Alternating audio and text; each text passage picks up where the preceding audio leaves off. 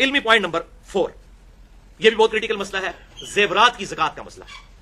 यह बड़ा अटेंटिव होकर सुनने वाला है भाइयों। सुनन नबी दाऊद में एक हदीस है इंटरनेशनल नंबर के मुताबिक 1563 कि आप सल्लल्लाहु अलैहि वसल्लम की खिदमत में 2 औरतें हाजिर हुई जिनके हाथों में सोने के कंगन थे, मोटे मोटे। आप सल्लल्लाहु अलैहि वसल्लम ने उन औरतों से पूछा, क्या तुम इस सोने की ज़कात अदा करती हो? तो उन्होंने कहा, या रसूलल्लाह नहीं। तो आप सल्लल्लाहु अलैहि वसल्लम ने इरशाद फरमाया, क्या तुम ये चाहती हो कि अल्लाह ताला क़यामत के दिन आग के कंगन तुम्हें पहनाए? बोले औज़ु बिल्लाहि ताला। उन्होंने कहा, या रसूलल्लाह नहीं। तो फरमाया, फिर इनकी ज़कात अदा किया करो। अच्छा, इसी हदीस का एक तुरुक जामिया तिरमिज़ी में भी इंटरनेशनल नंबर के मुताबिक 637 नंबर है।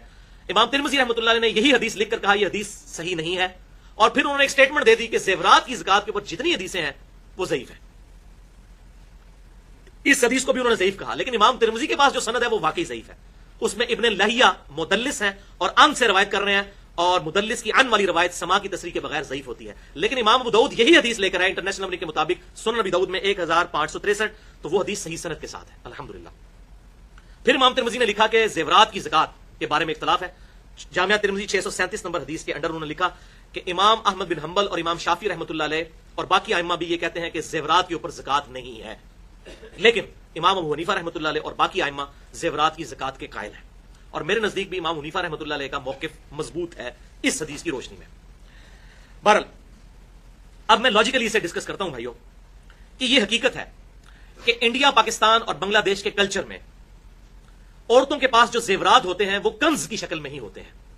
उनको भी यह पता होता है ये हमारी जमा पूंजी है, मुश्किल वक्त में काम आएगी। हर वक्त औरत ने वो जेवर पहना नहीं होता, उस सोने को जोड़ के ही उसने रखा होता है, बचत की फॉर्म में रखा होता है, कंज की फॉर्म में। लिहाजा लॉजिकली जब हम खुद ज़हन से समझ रहे हैं कि ये सेविंग है, वो औरत तो 2 कांटे पहन लेगी या 1 लॉकेट पहन लेगी या 2-3 चूड़ियां पहन लेगी, बाकी जो जेवर जोड़ा होता है उसने वो कंज की फॉर्म में कभी कभार पहनती है। तो ये अकल भी मानती है कि उसके ऊपर ज़कात होनी चाहिए, वो कंज की शक्ल में है, खजाने की शक्ल में है, सेविंग की शक्ल में है। बाज लोग इसमें फिर ये भी चक्कर करते हैं, वो कहते हैं जी सीधे बच्चे ने ना कर देता है जी जेवर। मत किसी के पास अगर 18 तोले सोना है तो इसमें तो लगेगी ज़कात, तो कहते हैं जी मेरे 3 बच्चे हैं, मैंने तीनों के नाम नियत कर लिए 6-6 तोले, ज़कात ही नहीं देते। ये किसको आप धोखा दे रहे हैं? औलाद आपके अंडर है, वो माल, वो कंज है, उस माल पे अल्लाह का हक है, किसी ना किसी ने तो देना है। 18 तोले सोना जो रखा हुआ है संभाल के, ये 18 तोले अल्लाह का दिया हुआ है ना, इस 18 तोले पे ज़कात तो निकलेगी। अच्छा, आप नहीं दे रहे, फिर कौन देगा?